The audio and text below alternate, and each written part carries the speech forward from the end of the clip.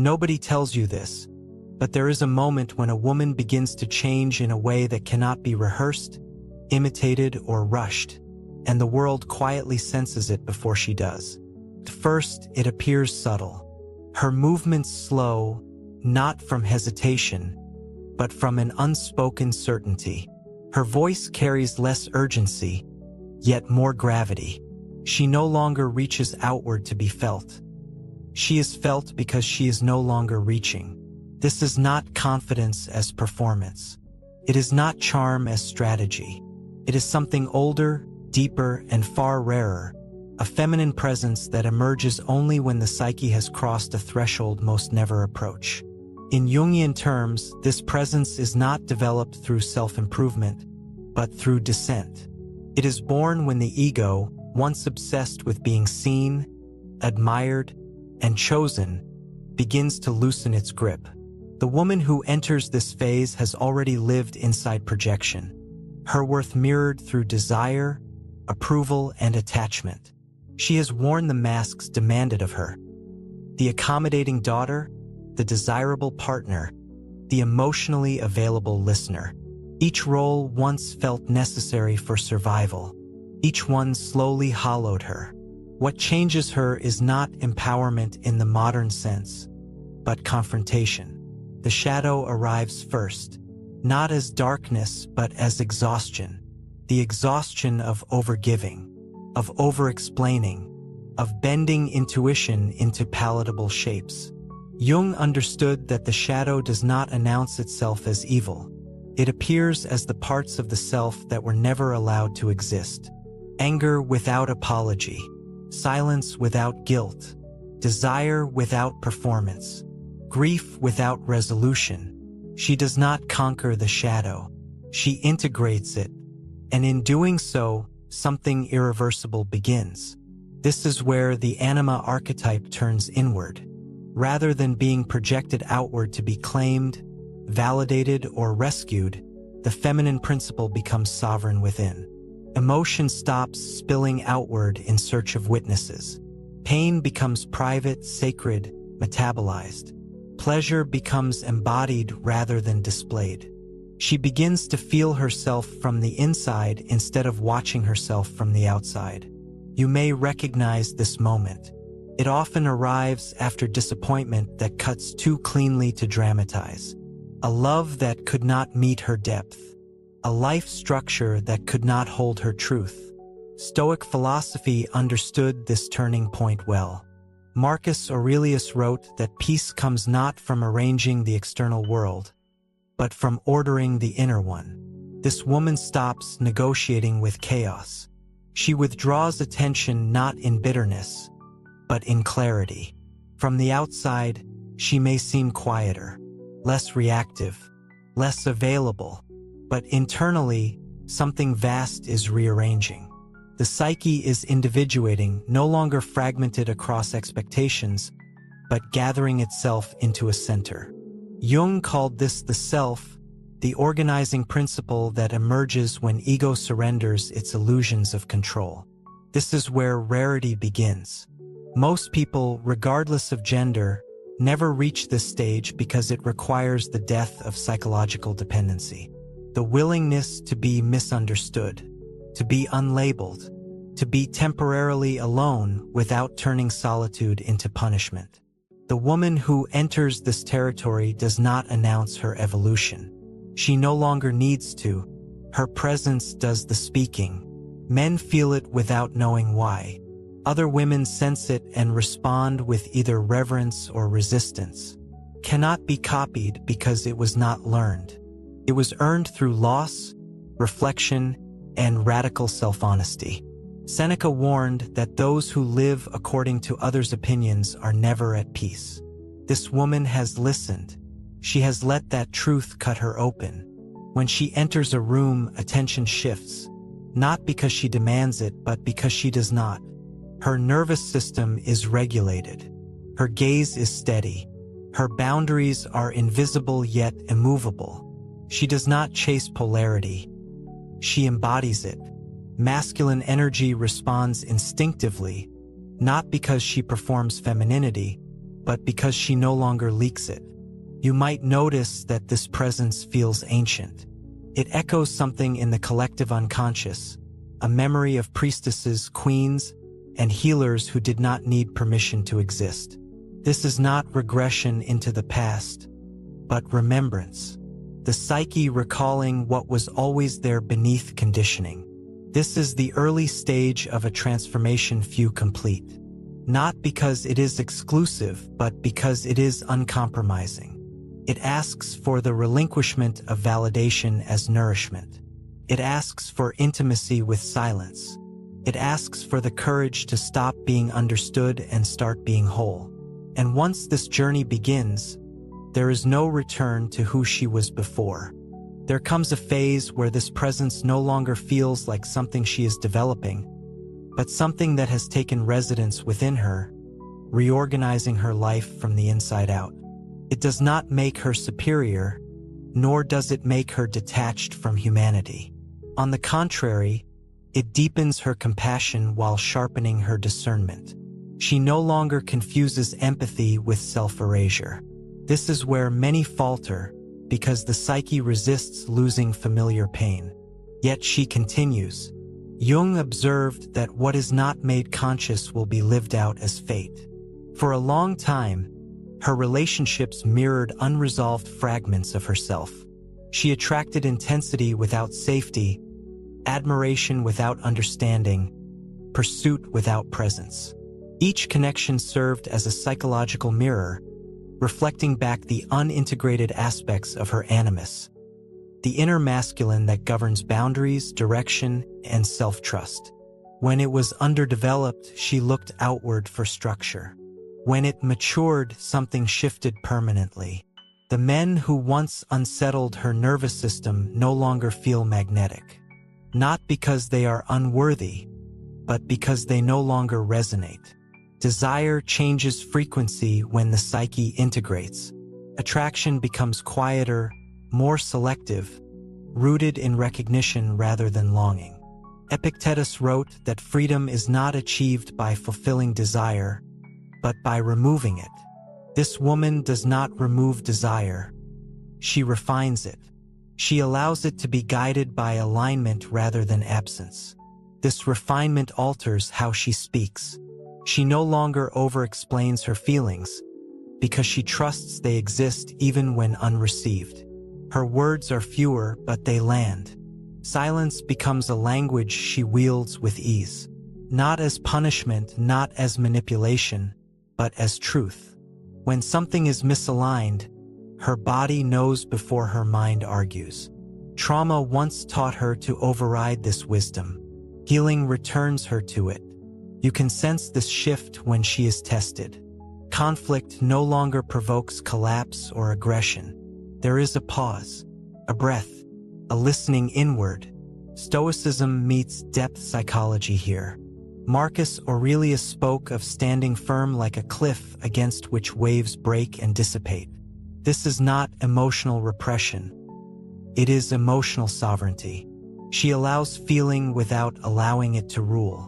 The shadow, once feared, now serves her. Her anger has boundaries. Her sadness has dignity. Her desire has direction. She does not exile parts of herself to maintain harmony. She allows internal plurality without fragmentation. Jung believed neurosis arises when the psyche is at war with itself. This woman has brokered peace, not by choosing light over dark, but by letting both sit at the table. Others feel this coherence. They may not have language for it, but their bodies respond. Conversations with her slow down. Defenses drop. Truth surfaces unexpectedly. This is not charisma as seduction. It is presence as permission. People feel more themselves around her, even when that self is uncomfortable. She no longer absorbs others' emotions as her responsibility. She witnesses without drowning. This is why her energy is rare, cannot coexist with chronic self-betrayal. It demands that she disappoint others rather than abandon herself. Seneca warned that no one is free who is a slave to their own approval-seeking. She has released that chain, not aggressively, gently, as one sets down something once necessary but now too heavy to carry. There is grief in this stage. The grief of realizing how long she lived disconnected from her own authority. The grief of relationships that cannot follow her into this depth. She does not dramatize this loss. She honors it quietly. Grief becomes compost rather than a grave. From it, something grounded grows. You may feel this happening within yourself. A resistance to small talk. A withdrawal from performative closeness. A growing intolerance for emotional chaos disguised as passion. This is not numbness. It is discernment forming. The nervous system recalibrates when it no longer needs to stay hypervigilant to be loved. As this recalibration stabilizes, her sense of time changes. She is no longer rushing toward milestones to validate her worth. She is no longer bargaining with fate. Jung called this alignment with the self a form of inner authority that no external role can grant or revoke. From here, life stops feeling like something that happens to her and starts feeling like something that moves with her. This is not the end of the journey. It is the deepening. What follows is a confrontation with meaning itself. What remains when admiration fades, when roles dissolve, when even identity softens. Few continue past this point because it asks a final question. Who are you when no one is watching, needing, or choosing you? She is about to find out. As she moves further inward, the world around her begins to reorganize in ways that feel almost uncanny. Not because she is controlling outcomes, but because she is no longer interfering with them.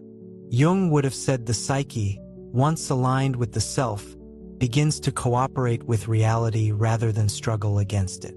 Life grows quieter, not emptier, but more exact. What belongs approaches. What does not falls away without spectacle. This is where the rare feminine presence becomes unmistakable. It is no longer merely felt in interactions. It shapes her relationship with existence itself. She is no longer defined by reaction. She no longer lives at the mercy of moods, messages, or moments. The inner masculine, her animus, now stands as a steady axis within her. It does not dominate her femininity. It protects it. Boundaries cease to feel like walls and begin to feel like structure. Within that structure, her softness is finally safe. In Jungian language, this is the sacred marriage, the conjunction between opposites within the psyche. The feminine is no longer bleeding outward in search of containment, and the masculine is no longer rigid or externally imposed. They move together. This integration is why her presence feels calm yet potent, receptive yet unshakable. People mistake this for detachment, but it is the opposite. She is deeply engaged with life, just no longer entangled. Stoic wisdom echoes here. Marcus Aurelius reminded himself daily that events are neutral. It is judgment that disturbs the soul. She has learned this not as philosophy, but as lived experience. Disappointment no longer collapses her sense of self. Praise no longer inflates it. She meets both with the same grounded awareness. Emotional regulation becomes second nature, not because she suppresses feeling, but because she trusts her capacity to hold it. This trust changes how she loves. Love is no longer a site of self-abandonment or self-proving. She does not disappear into another's needs, nor does she use independence as armor. She remains present while remaining intact.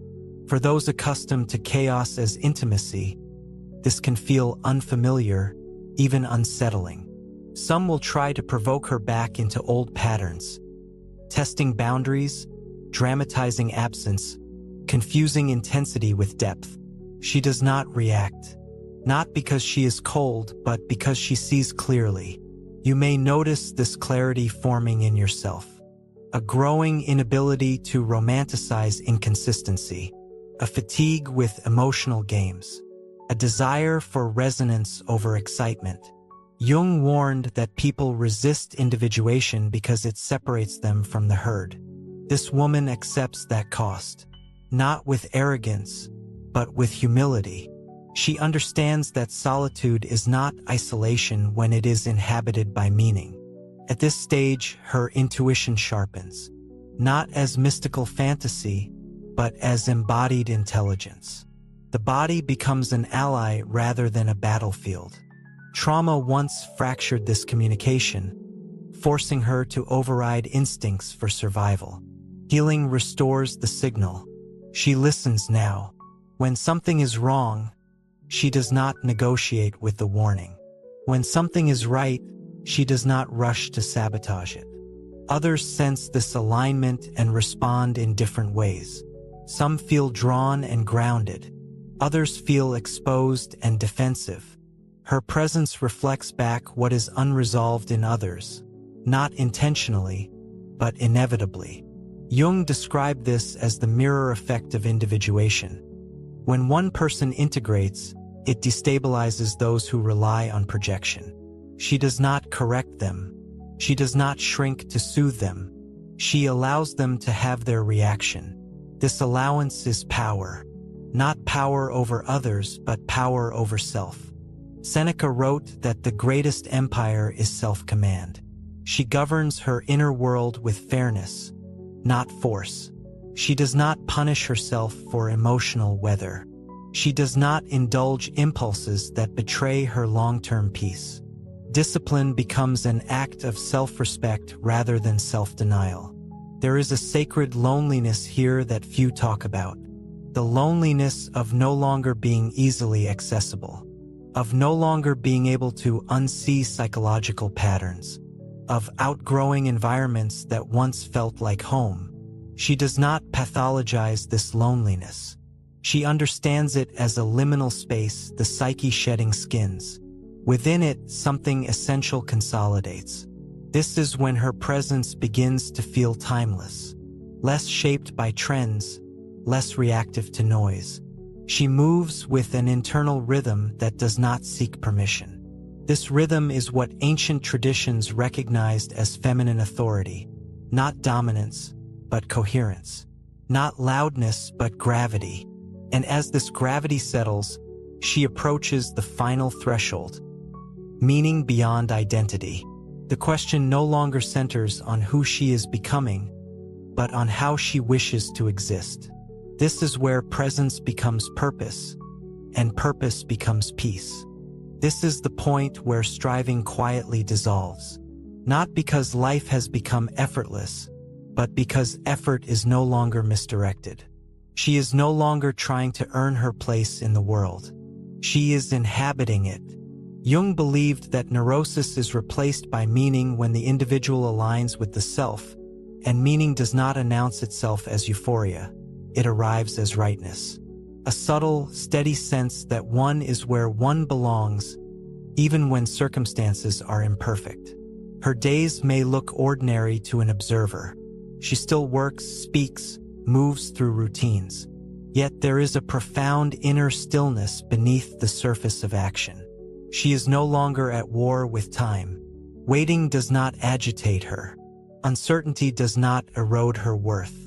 She understands, as the Stoics taught, that control is limited to judgment and action, never outcome. This understanding frees immense energy once consumed by anxiety. This is where the rare feminine presence becomes almost invisible, because it no longer needs to be perceived to exist. She is not curating herself. She is not asking how she appears. Her nervous system rests in itself. This rest is felt by others as safety. Not everyone is ready for it. Safety can be confronting to those accustomed to chaos. Some mistake her peace for distance. Others sense in her what they have avoided within themselves. She does not correct these interpretations. Jung wrote that the individuated person withdraws projections simply by being. She allows misunderstanding to pass through her without internalizing it. This is liberation from external validation, not indifference but independence. Praise becomes pleasant rather than necessary. Criticism becomes information rather than injury. In love, this liberation transforms everything. She no longer fears loss as annihilation. Attachment no longer dictates her self-concept. If love is present, she meets it fully. If it leaves, she grieves without collapse. This is not because she loves less, but because she loves without erasing herself. The feminine here is no longer pleading or performing, it is choosing. You may recognize this moment within your own psyche. The quiet refusal to chase. The instinct to pause rather than pursue. The growing clarity that being chosen is meaningless if it requires self-abandonment. Jung warned that the unlived life waits in ambush. She has chosen to live hers, even when it meant disappointing expectations. Her presence now carries a kind of emotional authority that cannot be argued with. She does not persuade. She does not explain herself into safety. She states what is true and allows others to respond as they will. This is why only a small percentage ever embody this state. It requires tolerating discomfort without reflexively soothing it. It requires letting go of roles that once guaranteed belonging. There is a rebirth here, though it does not resemble transformation myths filled with fire and drama. It is quieter, more humane. She wakes up one day and realizes she is no longer seeking permission to exist as she is. The inner critic has softened into a guide. The inner child feels held rather than exposed. The psyche, once fragmented, now moves as a whole. Jung believed that individuation was not about perfection, but about wholeness. This woman is not flawless. She still feels sorrow, anger, longing. But these emotions pass through a stable center rather than destabilizing it. She trusts herself to endure feeling without being consumed by it. This trust is the foundation of her peace. From here, contribution replaces proving. She no longer asks how to be seen, but how to be of service without self-erasure. Creativity flows not as output, but as expression. Relationships deepen not through intensity, but through presence. Life becomes less about narrative and more about participation. This is the feminine presence that only a few embody, not because it is elitist, but because it is honest. It refuses shortcuts. It does not bypass grief. It does not decorate